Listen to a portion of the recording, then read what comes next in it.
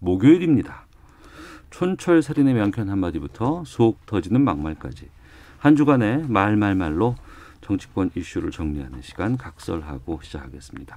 더불어민주당 최민희 전 의원 나오셨습니다. 안녕하십니까? 안녕하세요. 불굴의 희망 최민희입니다. 네. 예, 요즘 핫하신 분입니다. 국민의힘 이준석 전 최고위원도 네. 그 자리에 하셨습니다. 안녕하십니까? 네, 안녕하세요. 요즘 뉴스 생산은 어마어마하게 되던데. 제가 1년 동안 페이스북 안 하고 있다가 페이스북 하면서 하는 말들이 기사가 많이 돼가지고 뭐 그냥 흐르는 대로 가고 있습니다. 그러시군요. 그냥 언어의 진화예요. 예전에는 상왕이라는 말까지 나왔는데 이제 상황제까지 진화시키신 분이세요. 예. 관련해서 말씀하셨으니까 오전 속보 지금 살펴보도록 하겠는데 잠깐만요. 이게 좀 알겠습니다. 후보 단일화 국민의힘 오세훈 후보, 국민의당 안철수 후보 오전 협상 최종 결론을 냈다고 지금 얘기가 나왔었는데 지금 보니까 이런 보도들 나오고 있어요. 두 분께서 이걸 접하셨는지 모르겠는데 협상 결렬 1시간도 안 돼서 안철수 후보가 오세훈의 제안을 수용하겠다. 이런 제목이 나오고요. 오세훈 후보 제안 수용한 안철수의 환영, 조속히 협상 재개하겠다라는 그러니까 보니까 실무진의 협상은 결렬됐는데 후보 간의 어떤 연락이라든가 이런 접촉을 통해서 뭔가 다시 한번 오후에 새롭게 무언가를 열어보자라고 하는 분위기인 것 같습니다.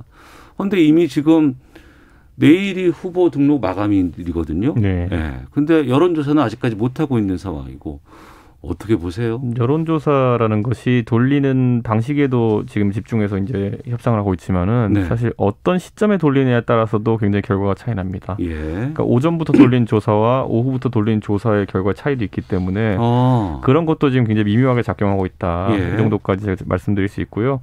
기본적으로 이거는 저희가 이제 그 게임 같은 거 보면 그 술자리 게임 이런 거 하다 보면은 일어나는 순서에 따라 마지막에 일어나는 사람이 술래가 되고 뭐 이런 게임이 있거든요. 근데 지금 이 상황에서 결국 안철수 대표와 오세훈 후보의 벼랑 끝 이 협상은 내가 상대의 제안을 수용하겠다라는 말을 차지하기 위한 그런 경쟁입니다.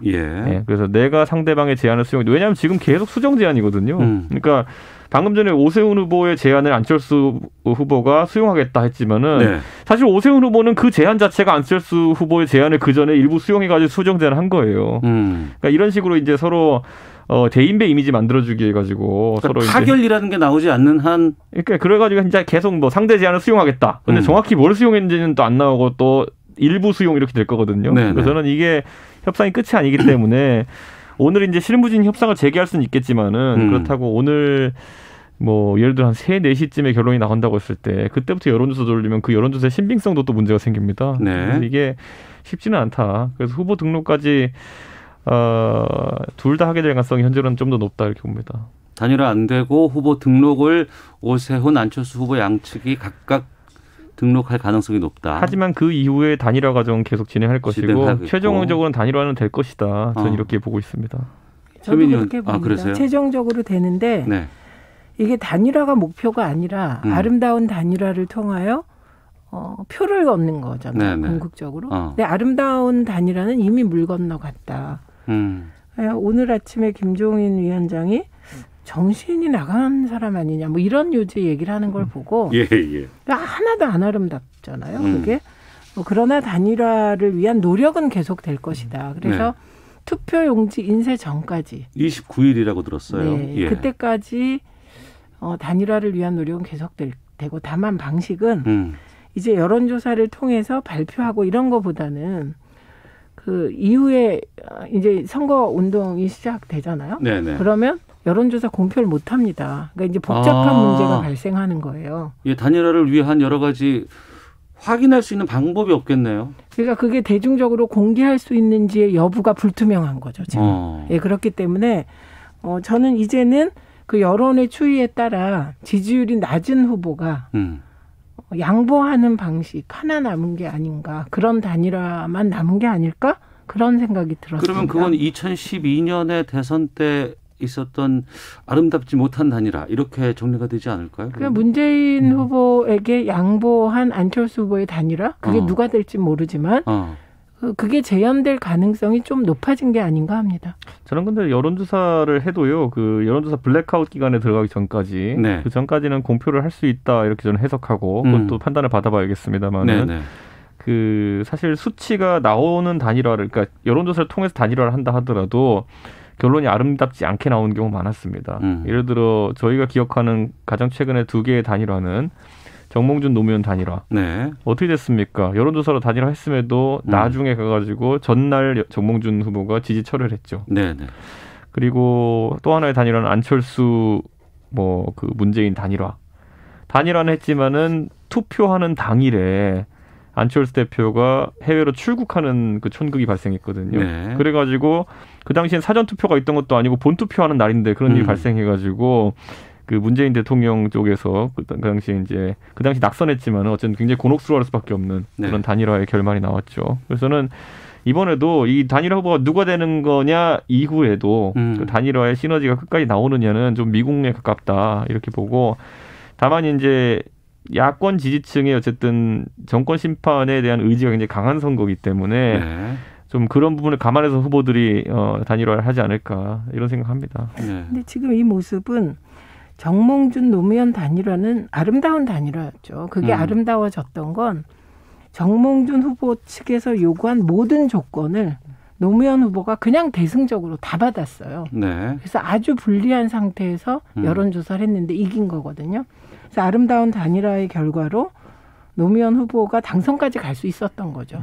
막판에 단일화 파기 선언을 한 게 영향을 못 준 거예요. 그 양보하는 모습이 대인배로 보여서. 예. 근데 제가 지금 안철수 후보 보면 그때 그 대인배 같은 노무현 후보의 그 대인배 같은 멋있는 건 갖고 싶고. 안철수 후보가? 네. 예. 그 대인배로 보였던 건 사실은 내용을 다 양보했기 때문이거든요. 상대에게 아주 유리한 룰을 다 받았기 때문인데 그 멋있는 풍모는 이미지로 갖고 싶고, 그리고 그 양보는 안 하고 싶고, 네. 지금 이런 상태에서 온 것 같습니다. 근데 그런 일은 없습니다. 네. 알겠습니다. 이게 계속 살아있을 것 같네요. 인쇄하기 전까지는. 네. 저는 기본적으로 오늘 여론조사 급하게 돈다 이렇게 결론이 난다 하더라도 그러면 여론조사가 사실 아침부터 도는 여론조사가 일반적이지 지금 시점에 돌리는 거는 오해를 살 수 있다, 나중에 결과에 대해서도 그런 생각이 듭니다. 알겠습니다. 상황 계속 좀 지켜보도록 하겠습니다. 자, 본격적으로 조금 말씀을 좀 각설하고 해서 들어볼 내용은 이겁니다. 대검 감찰부가 무혐의 처분을 한 한명숙 전 총리 사건 수사팀의 모해 위증교사 의혹에 대해서 박범계 법무부 장관 수사 지휘권을 발동했는데요. 관련된 인사도 듣고 시작하겠습니다. 박범계 법무부 장관이 조남관 검찰총장 직무대행에게 수사 지휘를 내렸습니다. 국민적 관심사였고 또 검찰 내부에서 견해도 많이 갈렸기 때문에 어떤 형태로든 간에 마지막 절차가 필요하다는. 사건 조사를 담당해온 감찰부장 등의 최종 판단에 참여하지 않고 결론을 내렸다는 점에서 공정하지 못하다는. 한만호가 법정에서 이 양심선을 한 부분이 있잖아요. 그 부분이 사실이고 김나 가 법정에 산 내용들이 있잖아요. 진술한 부분. 그건 다 거짓이죠. 네, 박범계 장관 또 이정수 법무부 감찰국장의 목소리도 좀 들으셨습니다. 최민희 의원님, 이게 모해 위증교사 의혹 사건 어떤 내용인지 짧게 좀 정리 한번 하고 시작하죠. 2010년 지방선거 때 민주당 서울시장 후보인 한명숙 총리에 대해서 벌어졌던 사건입니다. 네. 이때 한명숙 총리는 굉장히 높은 지지율이었고요. 두 번째는 그때 곽영욱 사건이 먼저 있었습니다. 의자가 돈 받았다. 그런데 그건 완전히 대법까지 무죄가 나죠. 그 과정에서 검찰이 별건 수사를 통해서 한만호 씨 관련 바로 이 사건, 뇌물 사건을 들고 나옵니다. 근데 이 사건도 1심에서 한만호 씨가 재판정에 나와서 검찰이 자기에게 딜을 했다. 네. 그 내용은 만약에 돈을 줬다고 진술해 주면 빨리 석방시켜 주겠다. 그리고 다른 고소건도 해결해 주겠다라고 얘기해서 검찰에서 인정했는데 네. 너무나 괴로워서 1심에서 뒤집었다 이렇게 얘기를 해요. 그래서 1심에서 무죄를 받습니다. 그런데 2심에서 1심 재판 결과가 바뀌어서 2년 선고를 한명숙 총리가 받게 되는데 이때 방식이 재소자 2명이 한만호가 법정에서는 돈 안 줬다고 했는데 뒤에서 자기들에게 돈 줬다고 했다라는 것을 근거로 2년 그 실형으로 바뀌어버리거든요. 네. 그래서 무죄에서 유죄로 바뀝니다. 그런데 이때 검찰이 최근 언론과 그 재소자 일부의 증언에 따라서 검찰이 재소자들만 골라서 네.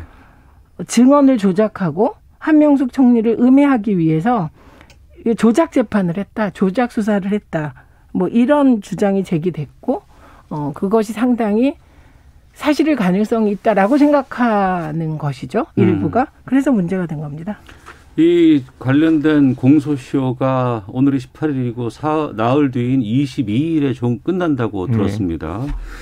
이런 상황에서 검찰은 그냥 지난번에 알아봤더니 아무것도 없다. 뭐 이렇게 해서 그냥 마무리를 졌는데 박범계 장관이 수사지휘권을 발동을 했어요. 네.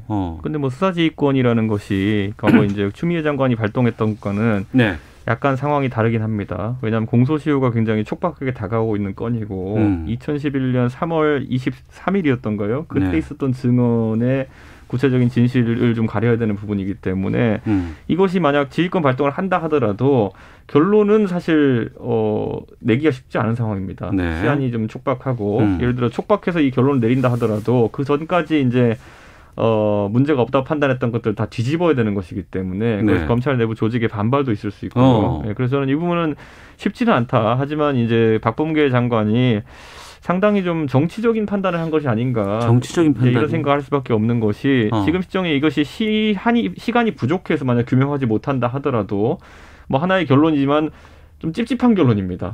예, 이게 명쾌한 결론이 나야지 항상 양쪽이 만족할 수 있는 건데 네. 결론이 들여다봐서 아무 문제 없음인데 다시 들여다봤는데 그 다음은 시간이 없어서 못 들여봤음으로 결론이 나게 되면은 좀 미궁 사건처럼 이제 떨어지는 그런 인식이 생기거든요. 그래서 저는 이거는 앞으로 공방이 좀 많을 것이다 이렇게 보고 기본적으로 뒤집는 결론이 나오긴 아까 말했던 것처럼 시간이 촉박하다 저는 네. 생각을 합니다. 그런데 그 임은정 검사가 이 관련해서 계속해서 사건을 들여다보고 수많은 조사를 했다는 얘기가 나왔었거든요. 그래서 좀 기대를 걸어보는 분들도 한명숙 전 총리 쪽에서는 좀 있을 것 같은데. 우선 한명숙 전 총리가 거물이잖아요. 대권 네. 후보였고 당시에 서울시장 당선되는 분위기였습니다. 그렇기 때문에 한 총리 이름이 자꾸 거론되죠. 그런데 지금 모든 언론에서 파헤친 거는 한 전 총리 개인이 아니고 네. 검찰 특수부의 조작적 수사 행태. 검찰이 조작을 했다. 예. 요 행태가 있었냐 없었냐를 따진 겁니다. 예. 그래서 이게 한명숙 전 총리 개인의 초점을 맞추면 특수한 사건이 되는데 사실 특수부의 조작적 사건이 하루 이틀이 아니고 유호성 건도 있지 않았습니까? 예. 공안부 이쪽은. 서울시 그러니까 공무원이었던. 이게 보편적으로 누구에게나 인권침해적 수사가 조작적으로 일어날 수 있었다. 이 부분에 저는 관심을 갖는 게 맞다고 생각합니다. 그래서 이 부분에 대해서는 내용의 실체가 있을 테고 무혐의 내리는 과정에 절차적 문제가 있을 텐데 무혐의 내리는 과정에 문제가 있긴 있습니다. 왜냐하면 대검 연구관 6명은 실력은 있는 분들이겠지만 이 사건 기록이나 감찰 기록이 너무 방대해서 볼 네. 수가 없는 상태에서 하루 만에 무혐의 결정을 했거든요. 요거에 대한 문제의식이 박범계 장관에게 있었던 거고 예. 내용에 대한 부분은 보다 복잡하게 판단해야 하지만 중요한 거는 이 검찰이 조작적 증언, 그러니까 조작적 수사를 했다는 근거들에 대해서는 정말 그 여러 언론들이 네네. 다 밝혀놨기 때문에 이 부분의 확인은 어렵지 않을 것 같습니다. 그런데 이제 봤을 때 아까 최민념 연구하신 것처럼 자료가 방대하기 때문에 이게 일부 보도에 따르면 13만 쪽에 달한다 뭐 이런 보도 나왔었는데 13만 쪽? 예. 모든 자료. 그런데 그렇다고 한다면 아까 최 의원님 말씀하신 것처럼 하루 만에 결론을 내렸기 때문에 부적절하다. 그런데 지금 이제 박 장관이 이권을 발동하면서 뭐 대검에서 이제 뭐 어떻게 할지 전략도 짜고 이러다 보면 하루는 지나갈 테고 네. 22일까지 이제 3일 남은 거거든요. 그 3일 사이에 그러면 또 그 13만 쪽을 들여다보는 것은 말이 되겠느냐. 좀 그런 것 때문에 저는 이 사실 수사지휘권 발동에 대한 얘기는 이미 정가에서 또는 이 법조계에서 나온 지가 한 2, 3주 되는 얘기입니다. 네. 왜냐하면 이 시효가 다가오는 건 누구나 알고 있었거든요. 그리고 해당 사건의 변호인들 같은 경우에는 줄기차게 지휘권 발동을 박범계 장관은 취임과 동시에 요구했고요. 그렇기 때문에 저는 오히려 아까 제가 다소 정치적이라고 오해 살 수 있는 부분이 바로 이런 겁니다. 왜냐하면은 박범계 장관의 취임과 동시에 이런 것들을 전격적으로 추진했다 그러면은 실제로 13만 쪽을 들여다볼 만한 시간과 어떤 여력이 있었겠죠. 근데 지금 시점에 이렇게 진행하면서 아까 말했던 것처럼 그냥 결론 자체가 나기 어려운 상황 아니냐. 그래서 미궁이 될 가능성이 있다 이렇게 봅니다. 일반 국민의 입장에서는 만약에 검찰이 모해 이증을 교사했다면 이거는 검찰 조직으로서도 크나큰 이건 문제가 되는 거 아니겠습니까? 예. 그런데 여기서 중요한 게 보통 검찰이 기소를 할 때 검찰 전체가 어떤 사건을 다 알고 하지 않습니다. 그렇겠죠. 담당 검사가 판단하고 담당 검사의 보고서가 이게 근거가 있다 살펴봤을 때 그러면 허락만 하는 사람들이 있는 거죠.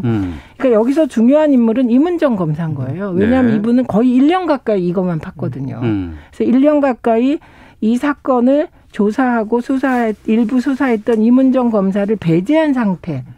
이 부분이 저는 절차에서 문제가 있다고 봅니다. 그러니까 임은정 검사와 한동수 부장은 이 내용에 대해서 아주 잘 아는 사람들인 거예요. 한동수 부장, 감찰부장. 네, 그러니까 다 잘 아는 사람들입니다. 그러니까 지금 이제 13만 쪽이라는 건 13만 쪽은 재판 전체 기록이고요. 감찰 보고서는 6천 쪽입니다. 그래서 박범계 장관이 다 봤다는 건 6천 쪽인 것이죠. 그래서 적어도 이 6천 쪽은 보고 판단해야 되는 거고 13만은 뭐 못 볼 것 같고요.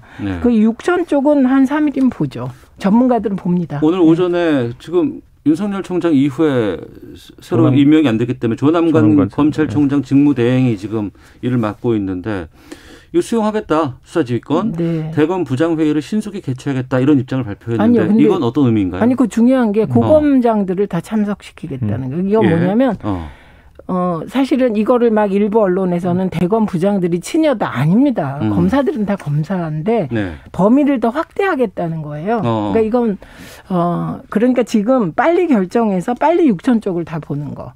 이게 가장 중요하고 일부 언론이 무슨 법무부와 검찰의 그 갈등이 재현될 거다라는 기사는 오늘부로 다 오버되신 겁니다. 저는 근데 이제 어쨌든 검찰 조직 내에서의 어쨌든 수사하는 문화라든지 수사하는 방식에 대해 가지고 이번 어쨌든 만약 기소나 수사가 이루어지게 되는 것이기 때문에 저는 검찰 구성원들의 동요도 있을 것이기 때문에 그런 어떤 광범위한 회의 소집이 이루어진 것도 있을 것이다 이렇게 보고요.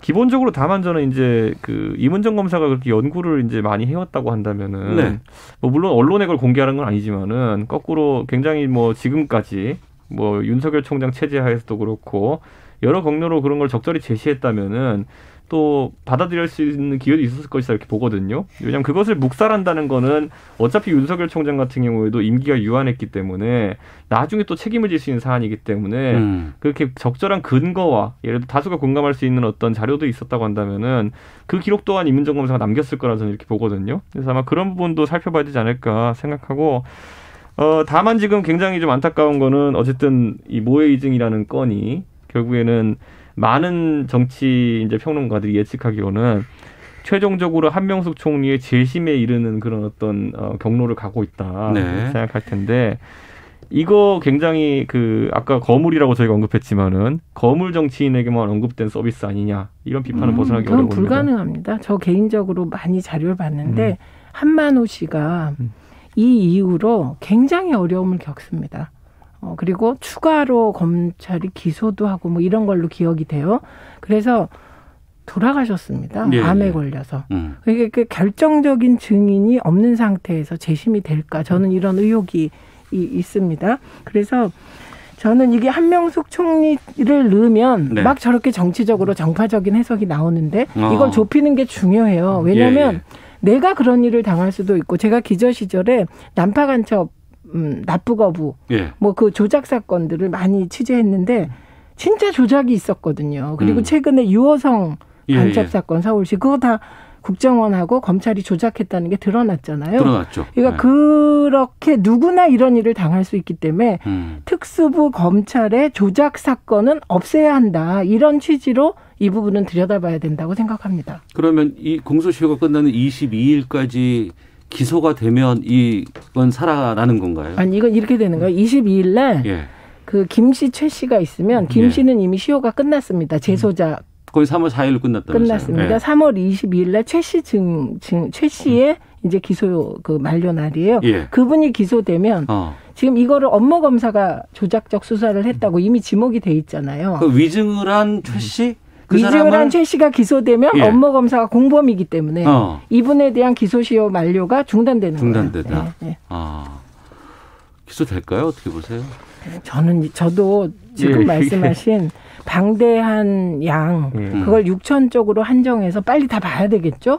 제가 보니까 진짜 6천 쪽을 집중하니까 3일에 보더라고요. 그러니까 그렇게 한다면 뭐 결론을 낼 수 있을 거라고 생각합니다. 근데 통상적인 어떤 사건 처리에 걸리는 기간보다 네. 뭐 현격하게 적은 시간이기 때문에 제가 말했듯이 뭐 최민희 의원이 말씀하신 것처럼 정렬적으로 예를 들어 인원을 투입하든지 해가지고 뭐 시간을 최대한 줄인다 하더라도 아마 최소한의 보고 절차라든지 아니면 법리에 대한 검토 시간 이런 것들이 부족할 것으로 예상되고 네.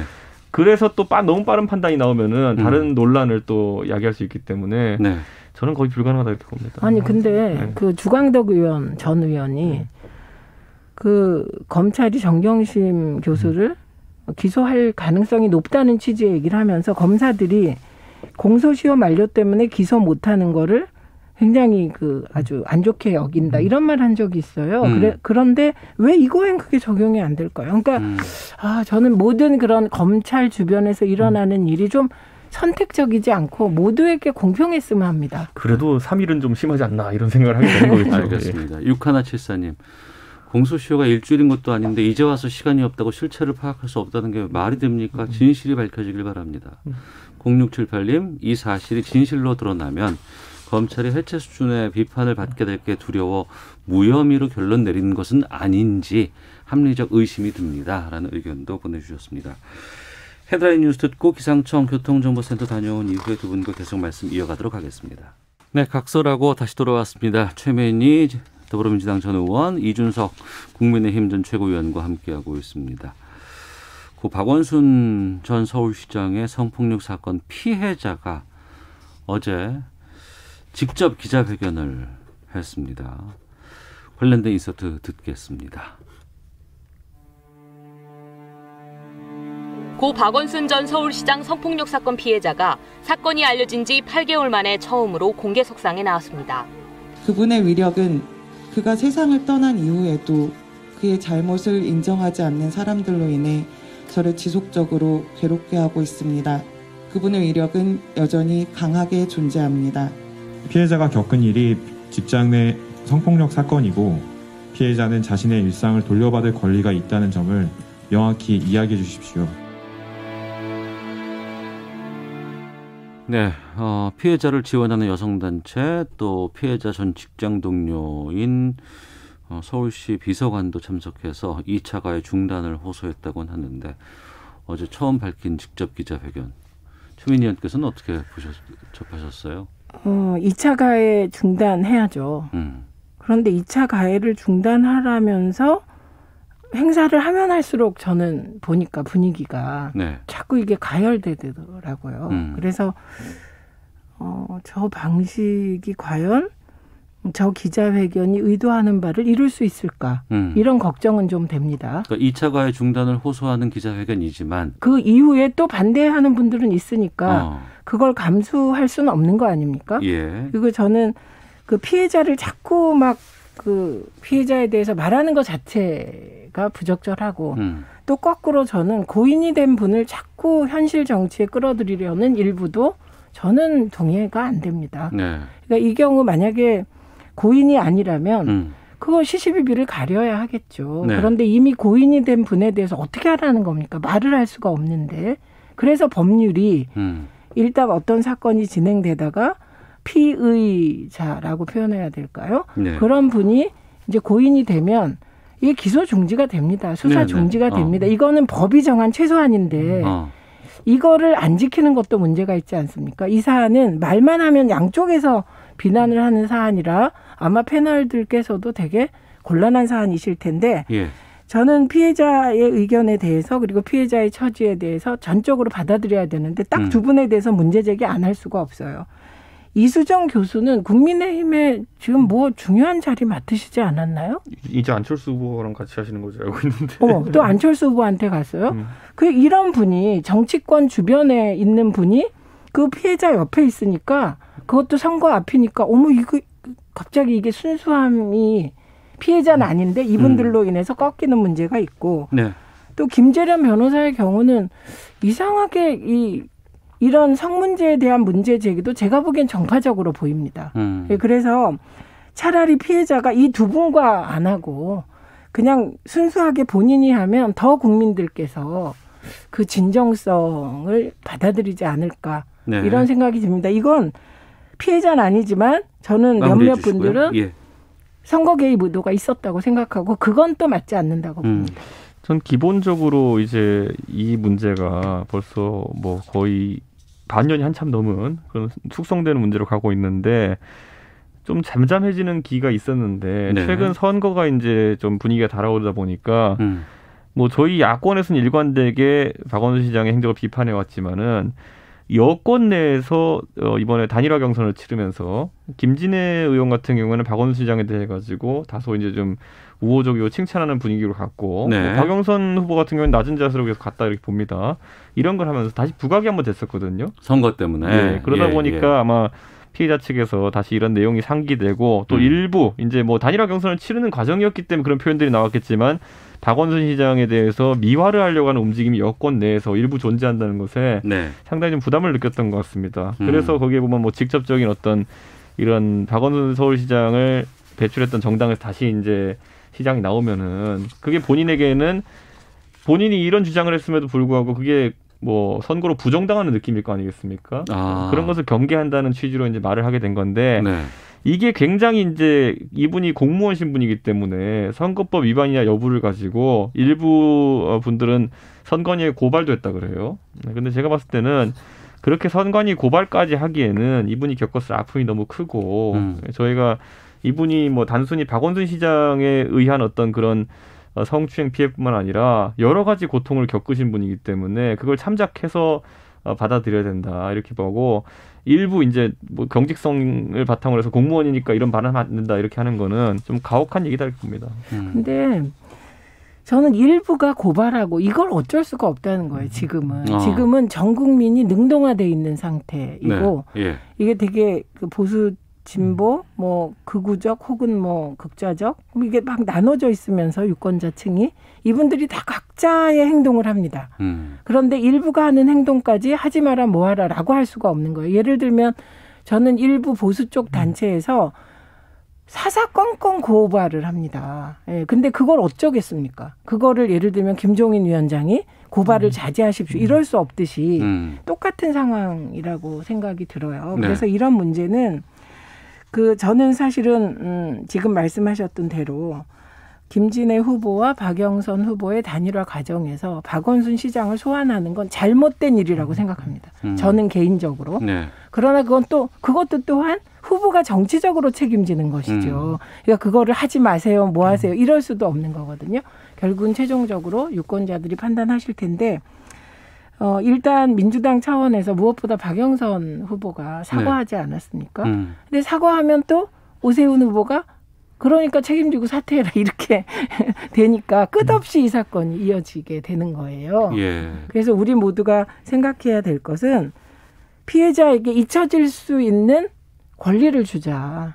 저는 이게 가장 맞지 않을까? 그리고 서울시에서 불이익을 받지 않도록 뭔가 마련하자. 그래서 잊혀질 권리를 좀 우리 사회가 보장하면 좋겠습니다. 예. 저는 근데 이제 사실 저희 후보도 그렇고 안철수 후보도 그렇고 그 후보 사퇴나 이런 강한 조치를 언급할 때는 뭐 꼭 그렇게 해라라는 건 아닙니다. 다만 그 정도의 심각한 걸 인식하고 네네. 국민 눈높이에 맞는 어떤 후보의 자세를 갖춰야 된다 이런 건데 그러다 보니까 현실적인 안으로 나온 것이 소위 말하는 피해 호소인 용어로 썼던 3인방이 캠프에서 좀 자리를 내려놓는 게 어떠냐 이런 주장인데 저는 그 정도는 충분히 합리적인 선이지 않을까 이런 생각을 하고 왜냐하면은 이 과거에 저희 당에서도 보면은 5.18 관련해가지고 부적절한 이야기를 하신 분들 뭐 폭동이니 무슨 뭐 명단이 잘못되는 이런 얘기 했던 분들 이분들에게 계속 이제 민주당에서 요구했던 것이 이분들이 뭐 최고위원회 자리라든지 본인이 갖고 있는 자리를 내려놓는 모습이라도 징계를 통해서라도 해라라는 것이었는데 근데 안 했잖아요. 그걸 그러니까 늦장으로 했기 때문에 저희가 그 문제를 쉽게 벗어나지 못했던 것이거든요. 네. 그렇기 때문에 저는 이번에도 박연선 후보가 뭐 부동산 문제는 상당히 선제적으로 움직이는 그런 모습을 많이 보였는데 이 문제도 대중이 기대하는 것보다 좀 더 높은 수위로 한다 그러면은 조기에 정리할 수 있을 것이고 안 그러면 오히려 옹호한다는 오해를 받을 수 있습니다. 알겠습니다. 각설하고 여기까지 하도록 하겠습니다. 두 분 오늘 말씀 고맙습니다. 네, 고맙습니다. 감사합니다.